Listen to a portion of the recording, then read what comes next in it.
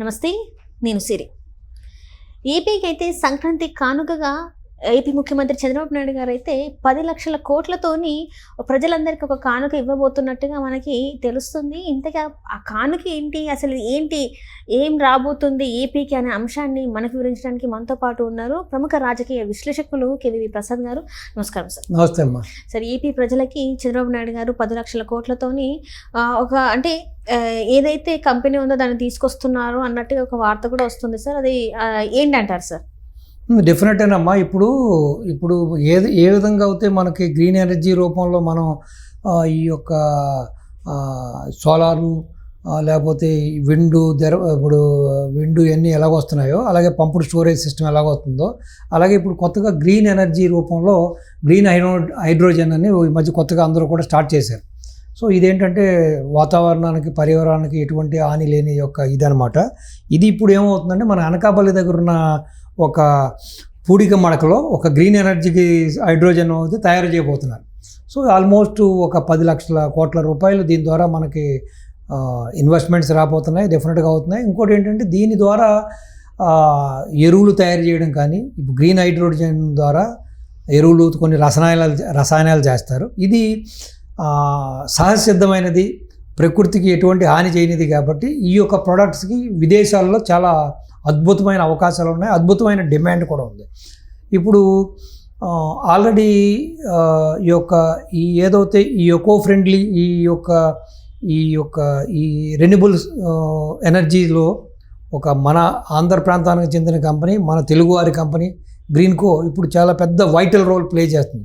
దేశవ్యాప్తంగా చాలా చోట్ల వాళ్ళు విండ్ ఎనర్జీ పెట్టారు, హైడ్రో ఎనర్జీ పెట్టారు, తర్వాత సోలార్ ప్లాంట్స్ పెట్టారు. ఇప్పటికీ చాలా జరుగుతున్నాయి. అలాగే పంపుడు స్టోరేజ్ యూనిట్ అని చెప్పి ఇప్పుడు కర్నూలు దగ్గర పెట్టారు. అనుకోకుండా మొన్న వారు మన డిప్యూటీ సీఎం వెళ్దాం అనుకున్నారు అక్కడికి, ఈ లోపల అనుకోకుండా తిరుపతి కట్టడం వల్ల దాన్ని క్యాన్సిల్ అయింది.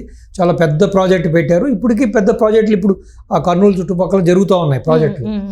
సో ఇప్పుడు వీరు ఏం చేశారంటే నాగార్జున ఫెర్టిలైజర్స్ అని, అంతకుముందు నాగార్జున యూరియా తయారయ్యేది, ఆ ప్లాంట్ని పూర్తిగా టేక్ ఓవర్ చేసేసారు వీళ్ళు.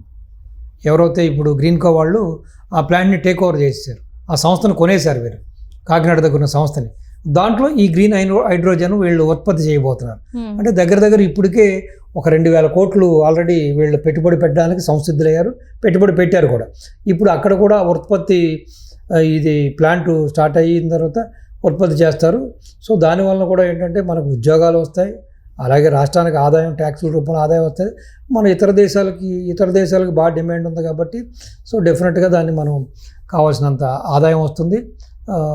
రెండవది ఏంటంటే మనకు కావాల్సింది, మన రాష్ట్రానికి కావాల్సింది, లేకపోతే మన దేశానికి కావాల్సిన వాళ్ళకి కూడా మనం దీన్ని వాడుకోవచ్చు.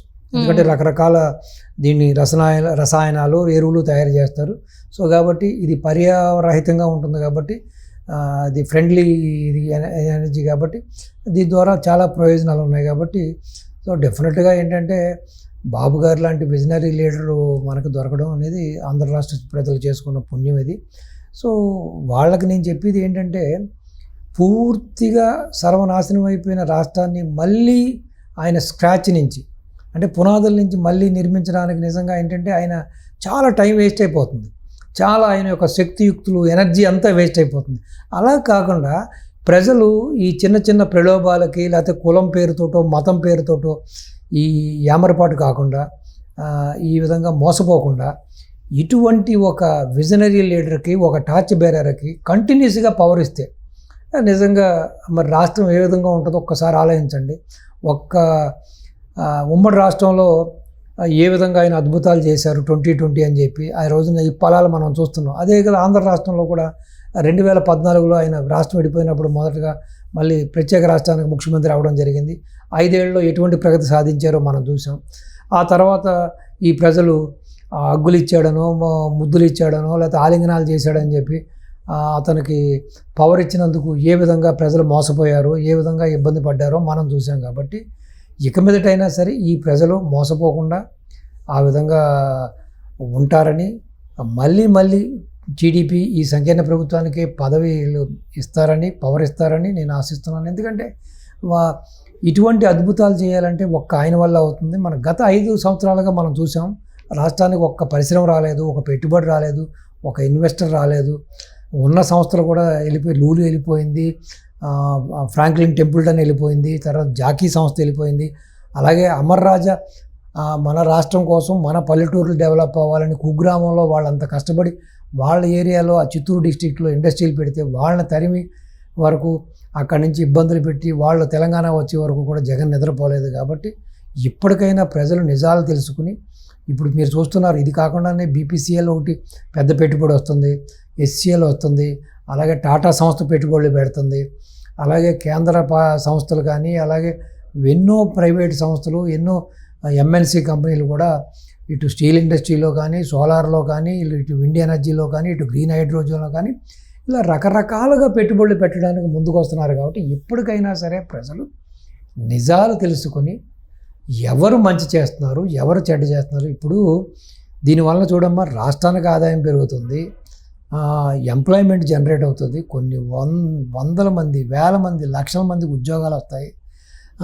అలాగే ఎన్నో రకాలుగా రాష్ట్రం ముందుకెళ్ళడానికి, భావితరాలకి, భావి భవిష్యత్తులకి, అక్కడికి ఇక్కడికి పక్క రాష్ట్రాలకి తరలిపోయి ఉద్యోగాల కోసం వెంపర్లాడవలసిన పని, వెతుక్కోవాల్సిన పరిస్థితి లేదు. సో వాళ్ళు ఉన్న చోటే, వాళ్ళు ఏ డిస్టిక్లో ఉన్నారో లేకపోతే వాళ్ళ రాష్ట్రంలోనే వాళ్ళకు ఒక ఉపాధి కలగడానికి ఇది ఒక బృహత్తరమైన ప్రణాళిక, బృహత్తరమైన ఒక గొప్ప అవకాశం, ఇది సదవకాశం. ఈ అవకాశాన్ని చేజెక్కించుకోవాలంటే ఈ 5 ఏళ్ళకి సరిపోదు.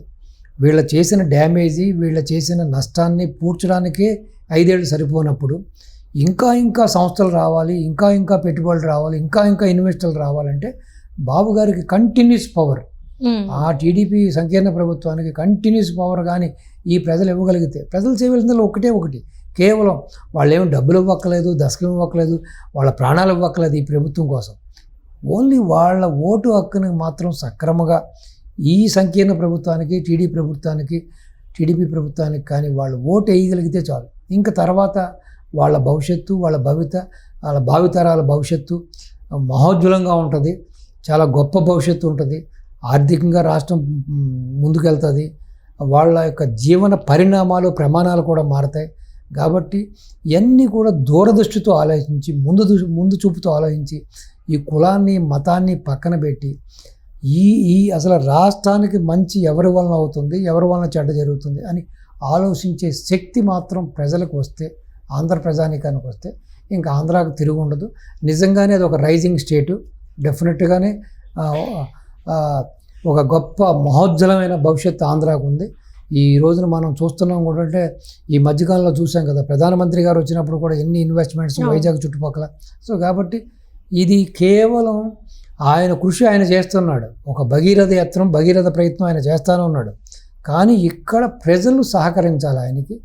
ఆ దిశగా ప్రజలు సహకరించిన రోజు జగన్మోహన్ రెడ్డి అనే వ్యక్తిని పూర్తిగా రాజకీయంగా దూరం పెట్టి అతన్ని రాజకీయంగా సమాధి చేస్తే ఆంధ్రాకి, వాళ్ళ పిల్లలకి, వాళ్ళ భావితరాలకు కూడా భవిష్యత్తు ఉంటుందని నేను ప్రగాఢంగా నమ్ముతూ మీ ద్వారా ఆంధ్ర ప్రజానీకానికి ఇప్పటికైనా సరే కొంతమంది మూడులు ఇంకా అతని వెనకాల పరిగెడుతున్నారు, ఇంకా అతన్ని భుజాల మీద మొయ్యాలనుకుంటున్నారు.